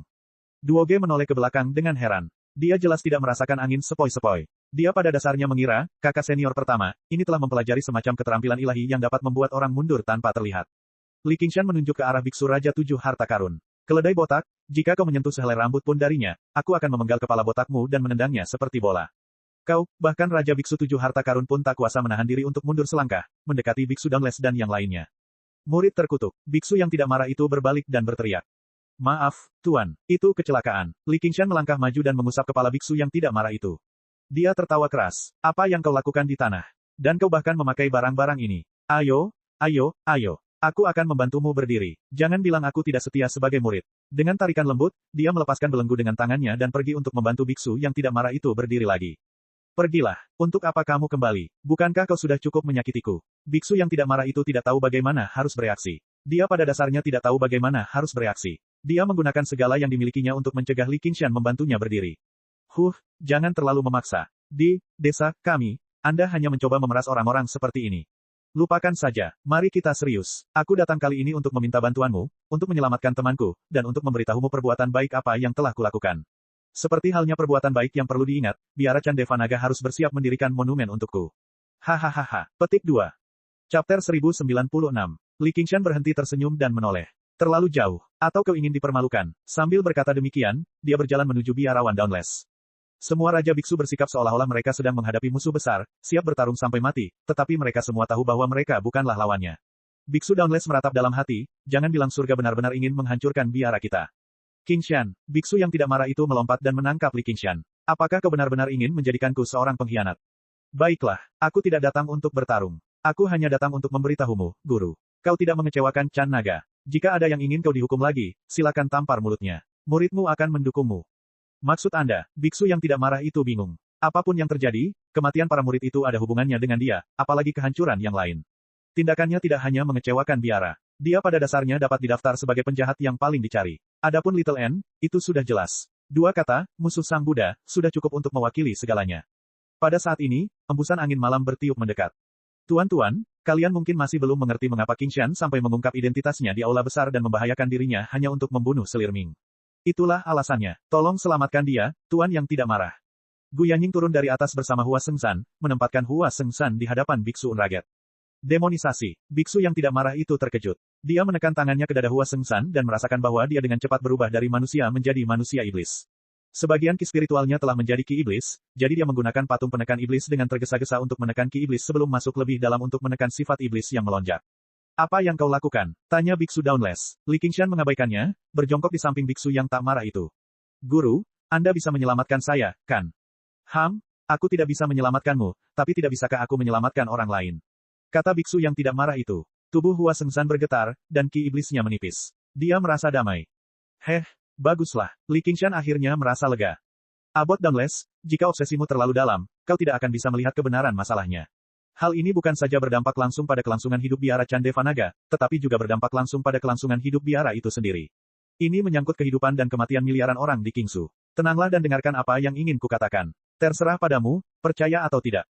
Dalam perjalanan ke sini, Gu Yanying mendiskusikannya dengan Li Qingshan. Mereka tiba di Gunung Buddha Besar. Dialah yang mengatakan segala hal untuk mencegah kedua belah pihak berdebat lagi. Baiklah, lanjutkan. Biksu Dauntless menutup matanya. Dia menarik napas dalam-dalam. Saat berhadapan dengan Li Qingshan, dia benar-benar tidak dapat menahan amarahnya. Sebelumnya, dia pada dasarnya telah memutuskan untuk hidup dan mati bersama biara Chan dari Devanaga. Namun, Gu Yanying telah berada di Kingsu selama bertahun-tahun. Dia memiliki reputasi baik dalam menghukum kejahatan dan menegakkan hukum. Ayahnya juga merupakan Dewa Elang Pelindung, jadi dia harus memperlakukannya dengan serius. Gu Yanying menunjuk Hua Sengshan. Tidakkah menurutmu perilakunya di aula besar itu sangat aneh? Dia berhenti sejenak dan memberi waktu kepada semua orang untuk berpikir dan mengingat sebelum berkata, saya menemukan benih iblis di embrio pedangnya. Apa maksudmu? Biksu Dauntless mengerutkan kening. Silakan lihat, kepala biara. Gu Yanying tidak terburu-buru menjelaskan. Dia mengeluarkan pedang pengalih jiwa dan menyerahkannya kepada biksu pemberani. Ini adalah pedang iblis. Apa yang ingin kau katakan? Biksu Dauntless melirik pedang di tangannya sebelum menatap Gu Yanying. Menurutku, hampir tidak ada seorang pun di Provinsi Hijau yang tidak mengetahui nama pedang iblis ini, Soul Switching, kata Gu Yanying. 10 pedang terkenal, pedang pengalih jiwa. Biksu Dauntless itu terkejut sebelum mengamati pedang di tangannya dengan saksama. Pedang ini juga menyembunyikan benih iblis, kata Gu Yanying. Apakah kau mencoba mengatakan bahwa istana koleksi pedang berada di bawah kendali wilayah iblis? Lelucon macam apa ini? Apakah menurutmu aku akan percaya pada hal yang tidak masuk akal seperti itu? Para Raja Biksu bukanlah orang bodoh. Mereka segera mengerti apa yang ingin dikatakan Gu Yanying, tetapi mereka semua berusaha keras untuk mempercayainya. Istana koleksi pedang adalah sekte ortodoks terkenal yang telah ada selama puluhan ribu tahun. Mereka memiliki banyak pengikut. Jika mereka benar-benar berkolusi dengan wilayah iblis, bagaimana mungkin mereka tidak mengungkap diri mereka sendiri setelah bertahun-tahun? Entah itu tidak masuk akal atau tidak, sebaiknya kau dengarkan aku. Akibatnya, Gu Yanying menganalisis embrio iblis dan embrio pedang satu persatu. Ekspresi para Raja Biksu berubah-ubah saat mereka mendengarkan. Kadang-kadang mereka terkejut dan ragu, kadang-kadang mengerutkan kening sambil berpikir. Petik 2. Akibatnya, sangat mungkin mereka bertiga dari istana koleksi pedang datang untuk menghancurkan aula penindasan iblis dan mengubah Gunung Buddha Agung menjadi sarang iblis, memusnahkan seluruh komunitas kultivasi di Provinsi Hijau dalam satu gerakan. Kesimpulan akhir Gu Yanying bahkan lebih memekakkan telinga. Semua orang terdiam. Semua ini hanya tebakanmu. Biksu Dauntless itu sedikit mengernyit. Ia sedikit bimbang dalam hatinya. Menyempurnakan 10 pedang terkenal menjadi pedang iblis bukanlah hal yang mudah. Kalau dipikir-pikir lagi, sikap ketua istana koleksi pedang terhadap Hua Sengshan juga seolah ingin membungkamnya. Itu hanya tebakan. Padahal, jika Anda berbicara tentang seorang saksi, pasti ada satu orang di hadapan Anda. Itu tergantung pada apakah Anda mempercayainya atau tidak. Gu Yanying melirik Li Qingshan di sampingnya. Biksu Dauntless berkata dengan geram, setan terkutuk ini penuh kebohongan. Kakak senior, dengarkan saja apa yang dia katakan. Segala sesuatu yang berhubungan dengan wilayah iblis bukanlah masalah kecil. Biksu yang tidak marah itu tegas. Setelah mengawasi Aula Demon Suppression sepanjang tahun, dia paling memahami kengerian wilayah Demon. Dia bahkan lebih tahu tentang konsekuensi mengerikan setelah Aula Demon Suppression dihancurkan. Dan, ketika dia membantu Hua Sengzan menekan sifat jahatnya, dia menyadari betapa kuatnya sifat jahatnya. Itu jelas bukan sesuatu yang bisa diselesaikan dalam semalam. Kemudian dia berkata kepada Li Qingshan, murid terkutuk, tidak apa-apa jika kau berbohong kepadaku seperti biasa, tetapi kau tidak boleh berbohong tentang ini, atau, desah, lebih baik kau beri gurumu sedikit muka. Li Qingshan tersenyum. Apakah menurutmu aku masih perlu berbohong sekarang, Tuan? Bahkan jika aku pergi dan menghancurkan menara penindas iblis sekarang juga, apakah ada orang di sini yang dapat menghentikanku? Jangan bercanda seperti itu. Biksu yang tak marah itu menatapnya sekilas. Tetapi, biar ku jelaskan terlebih dahulu. Bahkan jika orang-orang di istana koleksi pedang tidak ada hubungannya dengan wilayah iblis, aku punya hati nurani yang bersih. Semua orang tahu bahwa aku sudah menjadi tetua tamu di istana koleksi pedang sejak lama. Beberapa hari yang lalu, aku pergi ke istana koleksi pedang untuk menghunus pedang, tetapi aku mengalami beberapa kecelakaan di sepanjang jalan. Li Qingshan menceritakan pengalamannya di istana koleksi pedang, hingga ia tiba di Gunung Buddha Agung. Pada akhirnya, jalan itu terus-menerus mengirimiku pesan untuk memprovokasiku. Aku tidak peduli apakah kau bisa mentolerirnya atau tidak, tetapi aku tidak bisa, jadi aku biarkan saja dia melakukan apa yang diinginkannya. Begitu ya, bagus sekali. Jika kau masih bisa mentolerir hal itu, maka kau bukanlah manusia. Biksu yang tidak marah itu memuji, aku tidak peduli apakah orang lain percaya padaku atau tidak. Aku tetap percaya padamu. Hahaha, murid terkutuk, aku tidak salah menilai dirimu. Tawanya bergema di seluruh gunung Buddha besar, dipenuhi dengan kegembiraan. Semua biksu saling memandang. Dalam sekejap mata, Raja Daemon yang kejam dan mendominasi telah berubah menjadi pahlawan besar yang setia dan penyayang. Perubahan ini terlalu dibesar-besarkan. Bahkan jika biksu Dauntless ingin mempercayainya, dia merasa itu masuk akal.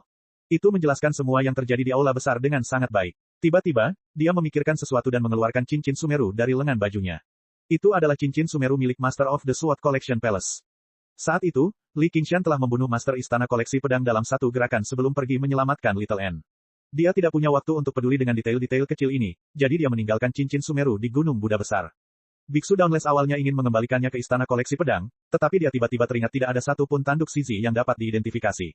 Li Qingshan, begitu aku mengeluarkan tanduk sisi, apakah kamu cukup berani untuk mengulangi apa yang baru saja kamu katakan? Petik 2. Kakak senior, ada apa? Tanya biksu yang tidak marah itu. Para raja biksu lainnya juga menoleh dengan tatapan penuh tanya. Biksu Dauntless terkejut sejenak. Dia mengeluarkan tanduk sisi terlebih dahulu, tetapi dia tidak membiarkan Li Qingshan mengulangi apa yang telah dia katakan. Sebagai gantinya, dia mengeluarkan lempengan giok ungu tua. Ki iblis di atasnya tebal, murni, dan transparan. Anda dapat mengetahui dengan sekali pandang bahwa itu tidak berasal dari 9 provinsi. Setelah itu, dia mengeluarkan sebuah bola kecil berwarna hitam.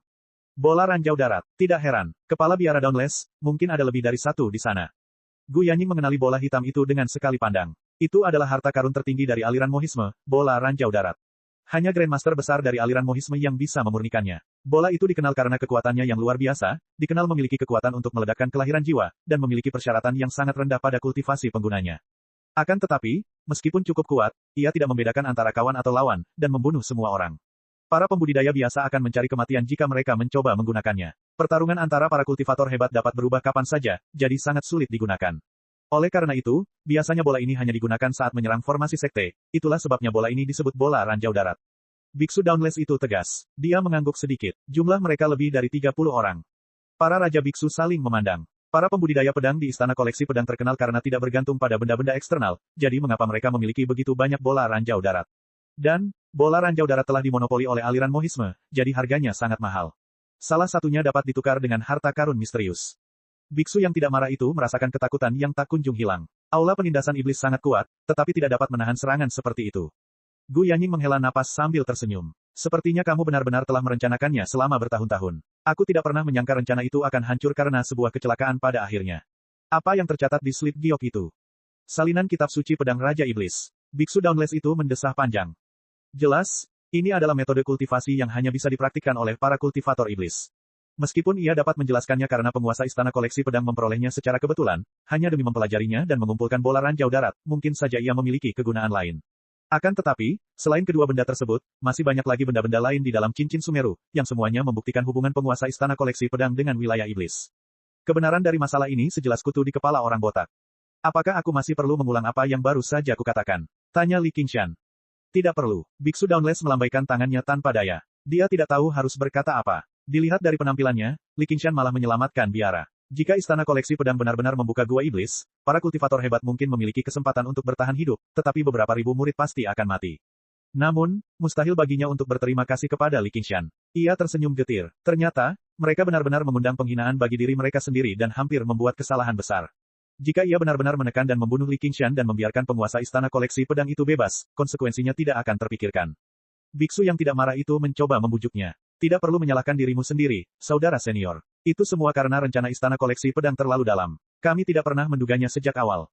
Adik, aku telah membuatmu menderita, kata Biksu Dauntless. Kalau saja bukan karena ia telah salah menilai orang, dan menerima setan terkutuk ini, biara itu pasti sudah menjadi gua setan.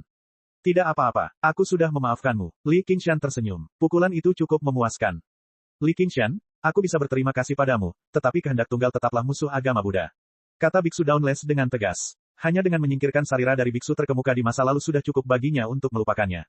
Chapter 1097.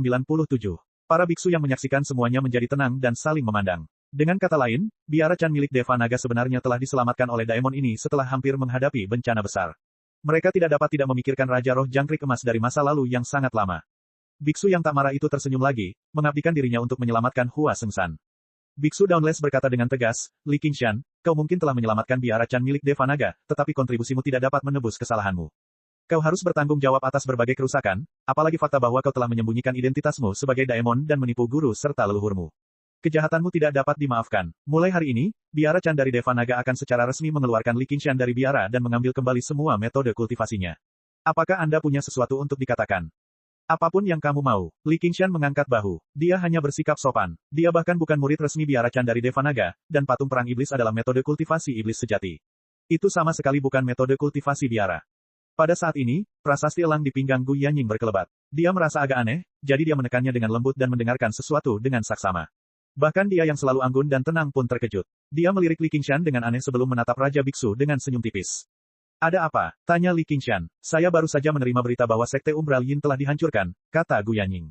Apa? Biksu Dauntless dan yang lainnya semua merasa khawatir. 3 sekte besar di Provinsi Hijau telah ada selama puluhan ribu tahun dan berakar kuat. Sungguh sulit untuk menghubungkan kata, hancur, dengan mereka. Ngomong-ngomong, Sekte Umbral Yin adalah yang paling kecil kemungkinannya untuk dihancurkan. Hanya gerbang hantu kelaparan saja sudah cukup untuk membuat semua orang ragu. Namun, ketika mereka memikirkan tentang apa yang telah dialami biara Chan dari Deva Naga, tidak ada yang tampak mustahil. Dia bertanya dengan tergesa-gesa, Komandan Gu, apa yang terjadi? Siapa yang melakukannya? Apakah kerajaan Yue menyerbu? Apakah sesuatu terjadi pada gerbang hantu kelaparan? Apakah itu Little N? Li Qingshan mengangkat alisnya dan bertanya. Itulah, musuh Sang Buddha. Konon, matahari bersinar sejauh 1000 mil di jurang 10.000 hantu, dan formasi pengumpulan hantu Yin yang mendalam juga berada di bawah kendalinya. Hanya tetua Ming yang berhasil melarikan diri, sementara murid-murid lainnya tewas di dalam. Namun, untungnya, gerbang hantu kelaparan tidak dibuka, kata Gu Yanying. Perempuan ini, betapa kejamnya. Li Qingshan tersenyum. Dia tahu bahwa jalan tulang putih dan kecantikannya sangat efektif melawan hantu dan mayat, dan dia selalu teliti dan berpandangan jauh ke depan, jadi dia tidak terlalu terkejut. Raja Biksu 7 harta karun menundukkan kepalanya, ekspresinya berubah-ubah. Tangan di balik lengan bajunya mengepal. Musuh Buddha ini sangat kuat. Apa yang harus dia lakukan? Biksu Dauntless terdiam cukup lama. Apa sebenarnya yang ingin dia lakukan? Kau tidak akan mengerti bahkan jika aku memberitahumu. Li Qingshan menggelengkan kepalanya, samar-samar menebak rencana Little N. Qingshan, aku sudah menekan semua sifat iblisnya. Dia akan segera terbangun. Biksu yang tidak marah itu menarik napas dalam-dalam dan menarik tangannya kembali. Yang Li Qingshan lihat hanyalah ekspresi Hua Sengshan yang kembali normal. Dia menggenggam kedua tangannya. Terima kasih, Guru. Itu karena dia memiliki hati yang baik hati. Kalau tidak, bahkan jika aku bisa menyelamatkannya sekarang, aku tidak akan bisa menyelamatkannya selamanya, kata biksu yang tidak marah itu. Begitu dia terbangun, kita mungkin bisa belajar lebih banyak tentang rencana jahat wilayah iblis, kata biksu Unraget itu dengan hati-hati. Dengan campur tangan Li Qingshan, sidang pengadilan biksu Dauntless tidak dapat dilanjutkan lagi. Ia memerintahkan para biksu untuk bubar. Mereka melanjutkan merapikan kuil. Raja Biksu 7 harta karun juga menggunakan kesempatan ini untuk mengucapkan selamat tinggal. Dia diam-diam melirik Li Qingshan, tetapi tidak mengatakan apa-apa lagi. Li Qingshan menunggu Hua Sengshan terbangun. Karena tidak ada yang bisa dilakukan, ia berjalan-jalan di sekitar puncak gunung, sambil berjalan dengan kedua tangan di belakang punggungnya. Ia sama sekali tidak tampak seperti orang yang diusir. Ia tampak seperti berada di halaman belakang rumahnya sendiri. Dia mungkin Daemon pertama yang melakukan itu. Setelah memperlihatkan dirinya, Raja Roh Jangkrik Emas terpaksa pergi. Meskipun Biksu Dauntless menganggapnya sebagai pemandangan yang tidak sedap dipandang, ia tidak berdaya menghadapi keadaan tersebut.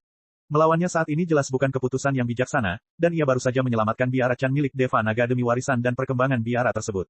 Yang bisa dilakukannya hanyalah menanggungnya. Sayang sekali Gunung Buddha besar tidak memiliki kepala lagi. Li Qingshan mendesah. Dia pada dasarnya menyentuh titik yang menyakitkan. Biksu Dauntless itu langsung melotot ke arahnya dengan ganas. Dia telah menyentuh titik yang menyakitkan di hatinya. Biksu yang tidak marah itu berkata dengan jengkel, jika kamu tidak ada yang harus dilakukan, maka datanglah dan tunggu. Untuk apa kamu berkeliaran? Bukan salahku. Gunung itu jelas-jelas diratakan oleh segel emas itu. Ngomong-ngomong, aku bahkan sudah membalaskan dendammu. Apapun, demi tuanku, aku akan memberimu satu. Li Qingshan terbang dan tiba di antara pegunungan. Dia melihat sekeliling dan melihat sebuah gunung kecil. Baiklah, ini dia. Ia turun dari atas dan mendarat di depan gunung kecil itu. Tiba-tiba, ia berubah menjadi dewa iblis dan memeluk gunung kecil itu sambil berteriak. Bangkit, gunung kecil itu bergetar, dan ribuan pohon bergoyang hebat. Batu-batu berjatuhan, perlahan-lahan tercabut dari tanah. Aliran sungai di antara gunung-gunung mengalir turun seperti air terjun. Ia membawa gunung kecil itu di pundaknya dengan segala yang dimilikinya dan melangkah menuju gunung Buddha besar dengan langkah berat. Setiap langkah yang diambilnya bagaikan gempa bumi kecil. Para biksu dari biara Candevanaga semuanya mengangkat kepala dan menatap kosong ke arah ini. Para raja biksu juga terdiam. Sesuatu seperti ini terlalu mengejutkan. Hampir semua kultivator hebat dapat meruntuhkan gunung, tetapi untuk mencabut gunung sepenuhnya dari tanah, itu akan menjadi sebaliknya. Mungkin tidak ada kultivator hebat yang dapat melakukannya, bahkan raja monster besar dengan tubuh yang kuat. Gunung itu hanya gunung kecil, tingginya hanya beberapa puluh meter, tetapi beratnya paling tidak lebih dari 1 juta ton. Jika seluruhnya terdiri dari batu, maka mungkin saja beratnya bisa melebihi 10 juta ton. Harta karun misterius seperti segel emas Raja Chu juga menyerupai gunung saat diperbesar, tetapi berat sebenarnya jauh lebih kecil. Memindahkan benda sebesar itu sudah melampaui kekuatan seorang kultivator hebat. Hanya, kekuatan pemindah gunung, legendaris yang bisa memindahkannya. Sebenarnya, Li Qingshan tidak mengandalkan kekuatannya sendiri. Sebaliknya, ia menggunakan kemampuan bawaannya untuk mengubah gravitasi menjadi tolakan, meniadakan sebagian besar berat asli gunung. Itu setara dengan meminjam kekuatan bumi. Ini adalah inspirasi yang diperolehnya saat ia menangkis segel emas Raja Chu. Kalau tidak, bahkan jika dia kembali ke wujud aslinya yang tingginya lebih dari 700 meter, yang mana 10 kali lebih besar dari gunung itu, dia tetap akan kesulitan mengangkatnya. Bahkan orang biasa pun bisa mengangkat batu dengan ukuran yang sama, tetapi aku tidak bisa melakukannya dengan tubuh iblis dan dewaku yang memiliki 4 garis keturunan yang kuat. Sepertinya semakin besar tubuh iblis dan dewa belum tentu lebih baik. Aku masih perlu menyempurnakannya lebih lanjut, atau itu hanya besar dalam namanya. Itulah yang dipikirkan Li Qingshan. Ia tiba di depan Gunung Buddha Agung dan menjejakkan kakinya di lereng gunung. Ia mengangkat gunung tinggi-tinggi ke udara dengan kedua tangan dan berteriak, "Minggir." Gunung itu datang. Sebuah bayangan besar menyelimuti, dan para raja biksu menghindar dengan tergesa-gesa. Ledakan. Gunung itu perlahan turun ke puncak Gunung Buddha besar.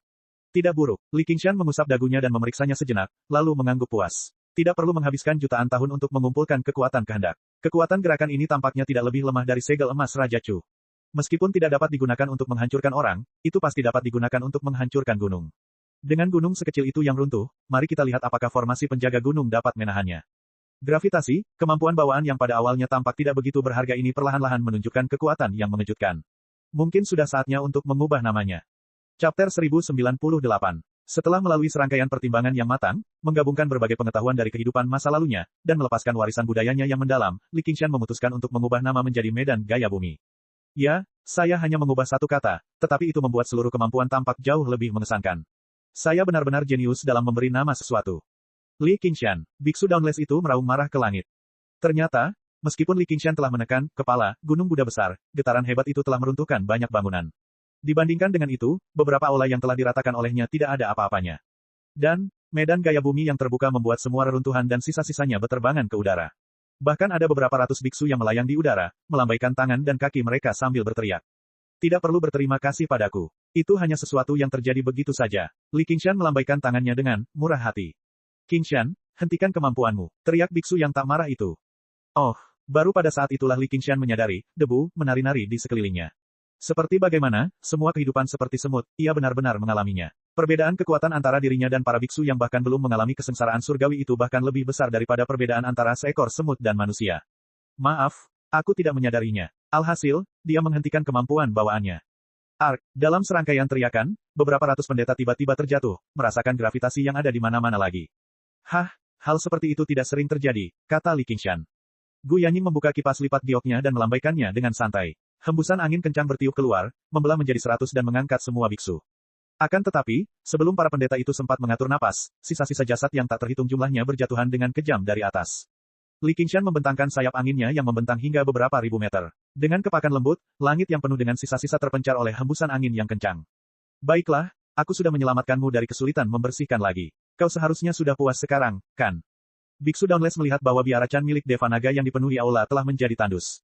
Hanya sekitar selusin bangunan yang dilindungi oleh formasi berdiri sendiri di sana. Ia sangat menderita, marah sampai seluruh tubuhnya gemetar, namun tidak ada yang bisa ia lakukan. Setan ini bukanlah seseorang yang bisa mereka hadapi. Dia tidak ingin mengatakan sepatah kata pun kepada Li Qingshan, jadi dia hanya menoleh dan menatap kepala Buddha, yang telah hilang dan ditemukannya, tetapi hal itu tidak memberinya sedikit pun kenyamanan. Itu lebih seperti monumen bagi para daemon untuk memamerkan kekuatan mereka, pilar rasa malu bagi biara Chan milik Devanaga. Mereka tergoda untuk memindahkannya lagi. Namun, memindahkan gunung bukanlah hal yang mudah, dan ada juga dugaan akan menghancurkan patung Buddha. Prioritasnya saat ini adalah membangun kembali biara, jadi dia hanya bisa memikirkan hal ini di masa mendatang. Lupakan, bantu Buddha sampai akhir. Li Qingshan, yang tidak bisa berhenti melakukan perbuatan baik, dengan senang hati menyenandungkan sebuah lagu.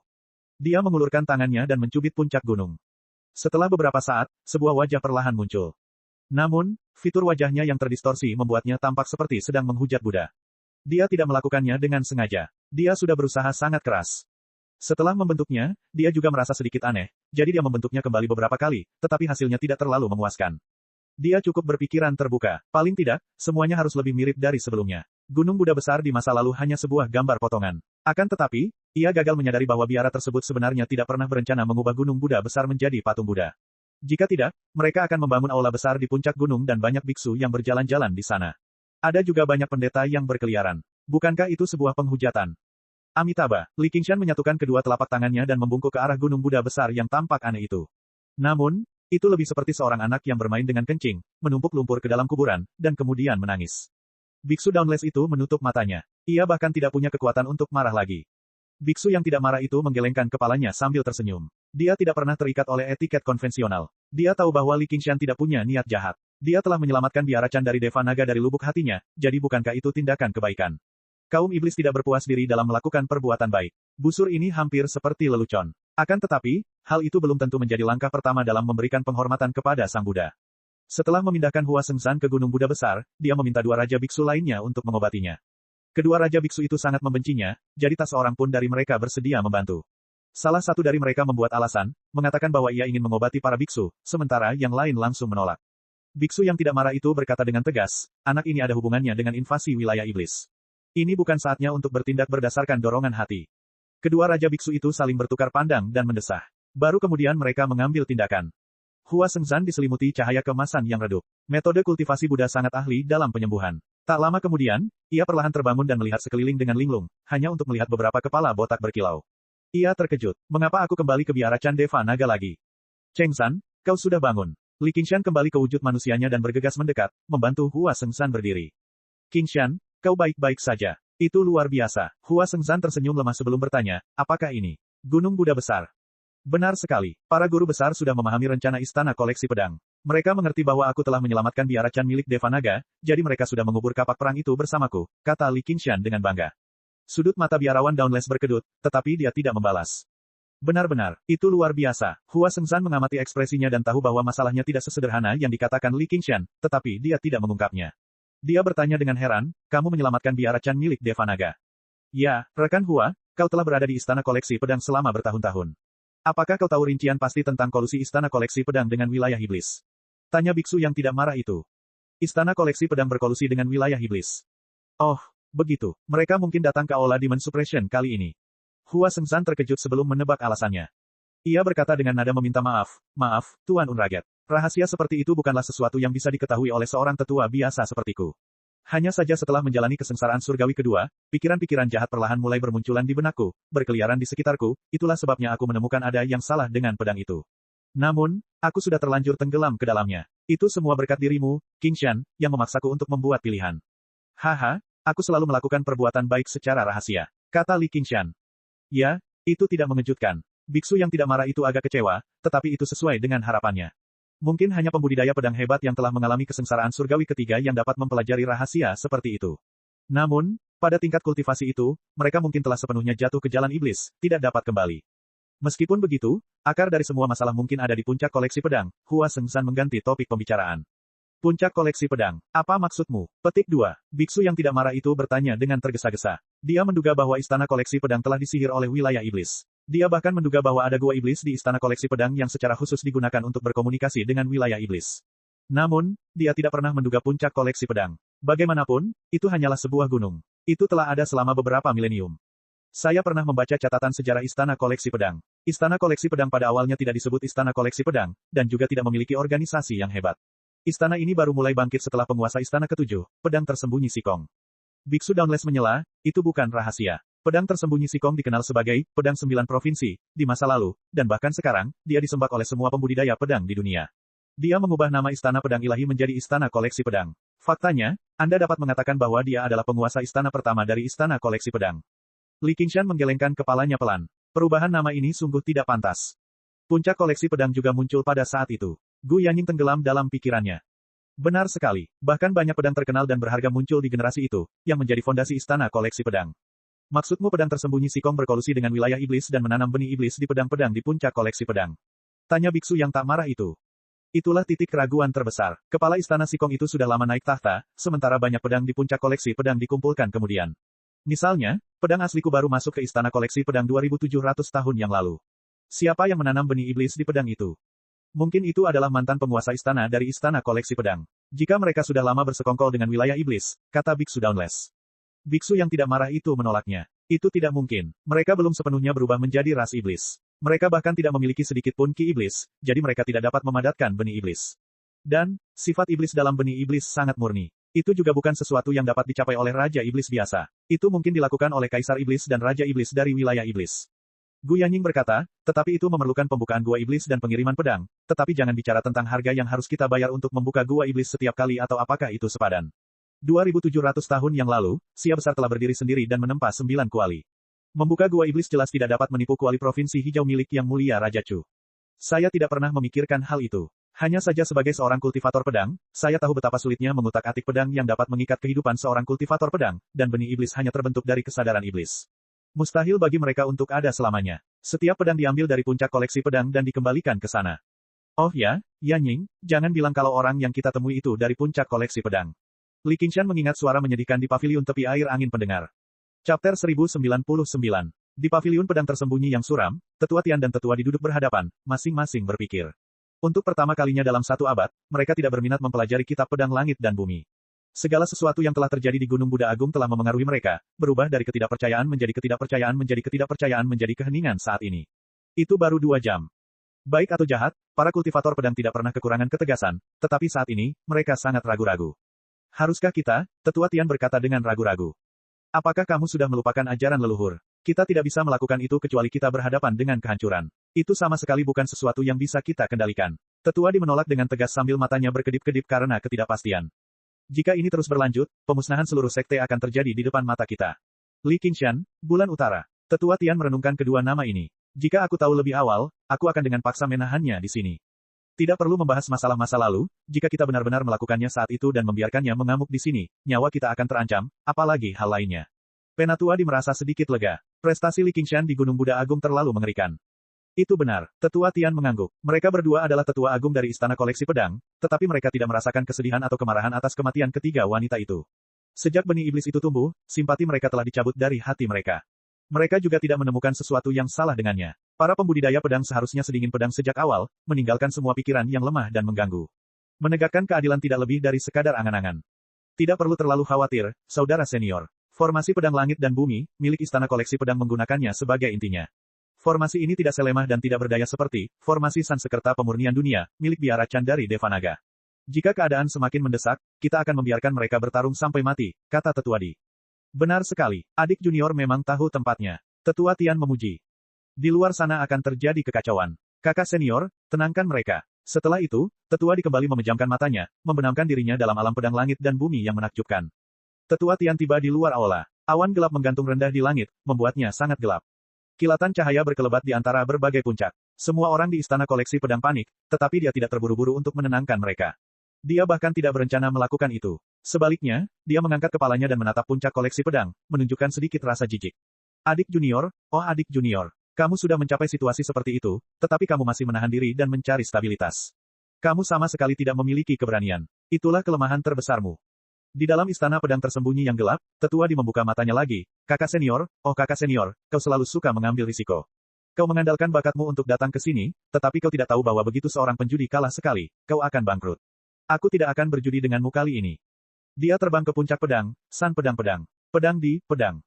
Waktu, hilang, waktu, bumi, kaisar, di bumi, Kaisar, waktu, dan bumi. Yang lain, Tian, tersembunyi, waktu, di. Semuanya sesuai dengan harapan masing-masing. Pemahaman diam-diam yang telah mereka bangun selama 1000 tahun telah lenyap begitu saja. Jadi, haruskah aku memanggilmu Li Qingshan atau Bulan Utara? Atau klon? Di atas sungai, Rusin bermain dengan air sungai yang dingin dan bertanya pada Li Qingshan, atau doppelganger bayangan cermin Li Qingshan, yang tidak jauh darinya. Bersama-sama, mereka berjalan melintasi tanah tandus, menyebarkan wabah di mana-mana. Namun, sejak Li Qingshan memasuki pengadilan pedang tersembunyi dan mulai menyimpulkan buku pedang tersembunyi langit dan bumi, dia tetap tinggal di sini. Segala sesuatu yang terjadi setelahnya memaksa Li Qingshan untuk memfokuskan seluruh perhatiannya untuk mengatasinya. Baru setelah perang berakhir, dia punya waktu untuk berbagi cerita ini dengan Rusin. Kamu boleh memanggilku apapun yang kamu mau. Aku adalah aku. Li Qingshan tersenyum. Yang disebut sebagai mirror image doppelganger hanyalah tubuh lain yang telah dipadatkannya melalui kemampuannya. Selama pertempuran yang intens, dia tidak memanggil mirror image doppelgangernya ke Gunung Great Buddha. Selain keyakinannya yang mutlak terhadap kekuatannya sendiri, dia juga dapat mengetahui dari peta mental Provinsi Green bahwa sungai ini kebetulan merupakan titik tengah antara Gunung Great Buddha dan Istana SWORD Collection. Dia dapat menghentikan Tuan Istana SWORD Collection yang melarikan diri, tetapi dia tidak menggunakannya pada akhirnya. Istana koleksi pedang sebenarnya bersekongkol dengan wilayah iblis. Manusia benar-benar mampu melakukan apa saja. Untungnya, kau telah meninggalkan kegelapan demi cahaya, atau aku bahkan tidak akan cukup berani untuk berbicara denganmu. Rusin menepuk dadanya. Ini tidak ada hubungannya dengan ras. Anda tidak berhak mengkritik saya, kata Li Qingshan. Istana koleksi pedang ingin menjeratnya karena mereka tahu dia adalah seorang iblis, sementara Biara-chan dari Deva Naga ingin mengusirnya karena mereka tahu dia adalah seorang daemon, tetapi mereka tidak tahu bahwa dia hanya berdiri di pihak mereka. Benarkah? Oh ya, kapan kau berencana menyerang istana koleksi pedang? Tanya Rusin. Beberapa waktu kemudian, Li Qingshan menatap ke arah istana koleksi pedang. Meskipun dia sangat penasaran dengan apa yang tersembunyi di puncak koleksi pedang, dia sudah samar-samar merasakan bahwa kitab suci Nirvana Phoenix hampir menembus lapisan kelima setelah mengalami kelahiran kembali. Selain itu, dia masih memiliki beberapa hal yang harus diselesaikan, jadi dia tidak terburu-buru. Dia berbalik dan bertanya, haruskah kita melanjutkan? Tidak perlu, biarkan wabah itu menyebar dengan sendirinya. Rusin berkata dengan malas. Mereka telah meliput area yang cukup luas. Yang perlu mereka lakukan sekarang adalah menunggu wabah menyebar ke seluruh provinsi hijau. Mengapa kamu tidak mengatakannya lebih awal? Li Qingshan meliriknya. Jarang sekali kita bisa keluar bersama. Aku ingin tahu apakah kita akan memiliki kesempatan seperti ini lagi di masa depan. Rusin menghela napas, meskipun dia sudah terbiasa dengan perpisahan sejak lama. Hati Li Qingshan melunak, tetapi dia tidak dapat memberinya semacam jaminan bahwa mereka tidak akan pernah berpisah. Dia tiba di sampingnya dengan cepat dan meraih tangannya. Dia tersenyum. Mengapa kita tidak menyimpan beberapa kenangan bersama? Lebih baik kau lunasi dulu hutangmu yang lain. Rusin menepuk pipinya sambil tersenyum. Aku tidak gatal saat tubuhku dihinggapi kutu, dan aku tidak khawatir saat aku terlilit banyak hutang. Li Qingshan berbaring di pulau berpasir itu. Aku tidak ingin menjadi serangga. Ngomong-ngomong, serangga besar itu belum muncul. Aku bahkan belum melihat klonnya akhir-akhir ini. Rusin berbaring di sampingnya. Wabahnya sangat efektif. Kemanapun wabah itu lewat, ratusan juta belalang akan mati. Khususnya, telur serangga muda yang terkubur di bawah tanah sama sekali tidak berdaya. Jika ini terus berlanjut, Raja Belalang yang terbang tinggi akan kehilangan fondasinya dalam waktu dekat. Dengan saya di sini, pada dasarnya itu sama saja dengan bunuh diri kecuali jika itu terjadi secara langsung. Namun, serangga itu telah ditekan selama beberapa ribu tahun, jadi sekarang ia sangat berhati-hati. Mungkin ia tidak mau mengambil risiko ini, tetapi sulit untuk mengatakannya di masa mendatang. Li Qingshan berpikir, komunitas kultivasi Provinsi Hijau telah mengalami pukulan berat, jadi Raja Belalang terbang tidak perlu lagi takut akan penyergapan atau jebakan. Tidak akan aneh bahkan jika itu muncul sekarang. Pada saat itu, dia mendengar dengungan aneh. Cepat sekali, dia tidak dapat menahan diri untuk berdiri dan melihat ke kejauhan. Awan gelap berarak dari ufuk utara, menyapu, tetapi dia tidak merasakan banyak Kidaemon. Sungguh sial, tidak ada satupun belalang dalam jarak 500 km, Sepertinya mereka tidak akan datang ke arah kita. Rusin juga membuat persiapan untuk bertempur, tetapi ketika kawanan serangga itu lewat, mereka tidak menerjang ke arah mereka. Sebaliknya, mereka terus maju ke arah selatan. Itu adalah prefektur Clear River. Li Qingshan segera menerima berita dari Gu Yanying. Semua belalang di Provinsi Hijau mulai bergerak, berkumpul ke arah prefektur Sungai Jernih. Seperti yang terlihat, Raja Belalang Terbang telah memutuskan untuk melawan Raja Roh Jangkrik Emas sampai mati. Chapter 1100. Di kedalaman Provinsi Kabut yang selalu hijau dan diselimuti kabut, tiba-tiba terdengar suara tawa yang keras dari kediaman Raja Yue di ibu kota kabut. Suara tawa yang bersemangat dan gembira menggema di seluruh kota, mengejutkan banyak burung dan berputar-putar di atas kota. Itulah tawa yang mulia Raja Yue. Para pembudidaya mengenalinya dan semuanya tercengang. Mereka tidak tahu apa yang bisa membuat Raja Yue Selatan begitu bahagia. Tuan Ram, pergilah persiapkan jamuan makan. Saya ingin mengundang semua orang untuk mempersiapkan perang melawan Chu. Raja Yue Selatan yang tampan, Qian Lingzi, tiba-tiba menyingkirkan papan catur di depannya dan memerintahkan kepala pelayan. Ya yang mulia, Tuan Ram membungkuk dan mundur sambil tersenyum. Biasanya, dia sangat senang dipanggil Tuan Ram, tetapi saat ini, dia masih terkejut dengan berita yang baru saja diterimanya. Dia tidak bisa tidak memikirkan sosok yang tinggi, tenang, dan tak kenal takut itu. Dia sebenarnya sudah seperti ini, seperti ini. Pada akhirnya, ia gagal menemukan kata yang tepat untuk menggambarkannya.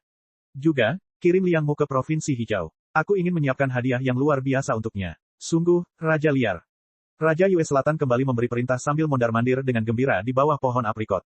Informasi yang diterimanya hanya beberapa patah kata, tetapi ketika membayangkan pertempuran di Gunung Buddha Besar, darahnya tak kuasa menahan diri untuk tidak mendidih karena kegembiraan. Semua kultivator hebat dan Grandmaster dari komunitas kultivasi Provinsi Hijau telah berkumpul bersama, termasuk Raja Culai, tetapi mereka sebenarnya bukan lawannya. Dia membunuh para kultivator hebat seperti sedang menyembelih anjing. Biara Chan dari Deva Naga tidak dapat menghentikannya, istana koleksi pedang tidak dapat melawannya, dan bahkan segel emas Raja Chu telah hancur. Betapa brutalnya dia. Setelah pertempuran ini, komunitas kultivasi Provinsi Hijau menderita kerugian besar. 2 dari 3 sekte besar terluka parah, hanya menyisakan sekte Umbral Yin yang sangat setia. Pada dasarnya semua Grandmaster di Akademi telah musnah.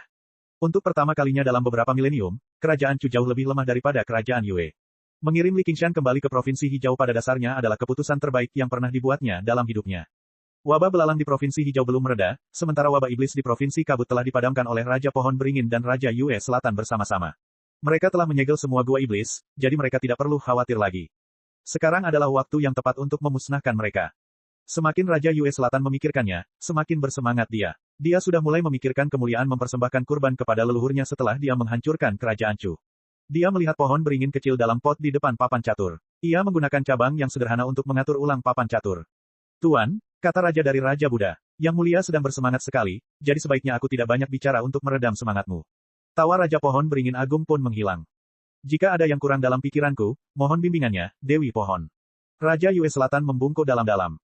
Raja-raja dari Raja, katanya. Raja Chu Raja masuk, Raja-raja. Raja Chu, Dili Didi, Raja dari Raja, di. Raja di dalam di, Raja Chu, Raja dari Chu. Bukankah kita sudah berselisih? Mereka mendengar bahwa dia dicap sebagai musuh Buddha, dan kau telah menyerang Raja Chu yang ganas secara langsung. Itu sangat pantas bagi keturunan kerajaan Yue kita, kata Raja Yue Selatan. Lagi pula, mereka punya hubungan darah. Tidak mudah untuk memutuskan hubungan mereka. Dan, dialah satu-satunya penerus langsung Raja Chu yang ganas sekarang, kata Raja Pohon Beringin Agung.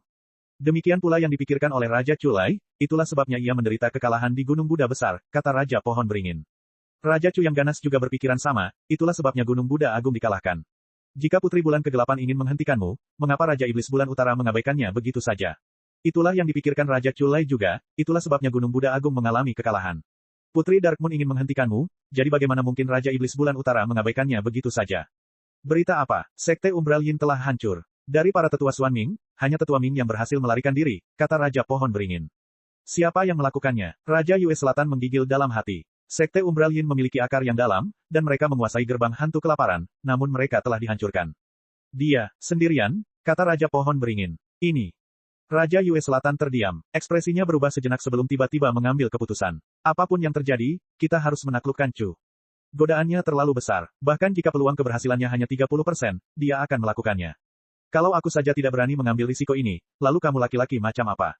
Kawan, tidakkah kau ingin memperluas pengaruhmu ke Provinsi Hijau? Aku bisa mengambil kuali Provinsi Hijau untukmu. Jangan pernah berpikir untuk menyeretku bersamamu. Dan, seseorang mengatakan hal yang sama kepadaku sebelumnya, tetapi mereka menjanjikan 9 kuali. Raja Pohon Beringin tersenyum. Li Qingshan, Raja Yue Selatan tercengang. Siapa lagi? Tanya Raja Pohon Beringin. Hanya itu saja, Raja Yue Selatan mendesak emosional. Jika orang lain telah membuat janji seperti itu, dia mungkin akan menertawakan kebodohan Raja Pohon Beringin. 8 kuali lainnya baik-baik saja, tetapi kuali Provinsi Naga akan sulit diambil bahkan dengan kekuatan 8 provinsi.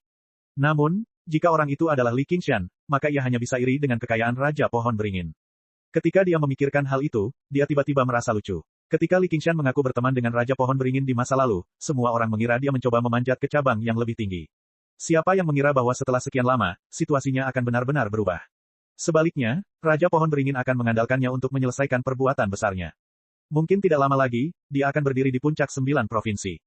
Jika dia benar-benar ingin menghentikanku, aku akan berbicara baik-baik dengannya. Sebelum Raja Yue Selatan meninggalkan pelataran, dia berkata kepada Raja Pohon Beringin. Keputusan yang bijaksana, di Istana Bayangan, Ratu Bayangan, Ye Wei Yang, berbaring di singgasana obsidian dan mendesah sambil tersenyum. Sungguh pria yang baik. Dia pantas bagiku untuk melahirkan seorang anak untuknya. Sungguh disayangkan, Liu Su, kapan anak dalam perut Liu Bo akan lahir? Karena ini bukan garis keturunan pengembara malam murni, sangat sulit untuk memperkirakan masa kehamilan. Namun, vitalitas anak itu sangat kuat. Ini sangat tidak biasa, dan menurut Liu Bo, itu pasti anak perempuan. Ye Liu Su teringat ekspresi bahagia Ye Liu Bo dan merasa amat terhibur, tetapi juga sedikit kasihan. Bagus sekali. Aku suka seorang putri, jadi biarkan dia datang ke istanaku. Aku sendiri yang akan merawatnya di masa depan. Seperti ayah, seperti anak. Begitu anak itu lahir, mari kita lihat seberapa besar potensinya. Mungkin dia akan menjadi harta karun istana bayangan di masa depan. Ya, sebelum Ye Liu Su selesai berbicara, Ye Wei yang tiba-tiba muncul di hadapannya. Dia memegang kedua pipinya dengan kedua tangannya dan perlahan-lahan menggesernya ke bawah, dari leher ke bahunya, dari dada ke pinggangnya. Wajah yang cantik, sosok yang mempesona. Bahkan pria yang suka bermalas-malasan pun akan rela bekerja keras saat melihatmu. Kamu bisa pergi ke Provinsi Hijau dan melihat-lihat juga. Kamu tidak akan pernah memiliki terlalu banyak harta. Tidakkah kamu ingin mencicipinya? Tuan, saya tidak akan melakukannya. Wajah Ye Liu Su memerah dan dia mundur selangkah. Jangan bilang aku masih harus melakukannya sendiri. Ye Wei yang mengusap dagunya seolah-olah dia sedang mempertimbangkannya dengan serius. Jika tidak ada hal lain, saya permisi dulu. Ye Liu Su mundur dari aula. Tawa Ye Wei yang tak terkendali terdengar dari belakangnya. Dia menggelengkan kepalanya tanpa daya dan tetap di tempatnya untuk beberapa saat lagi.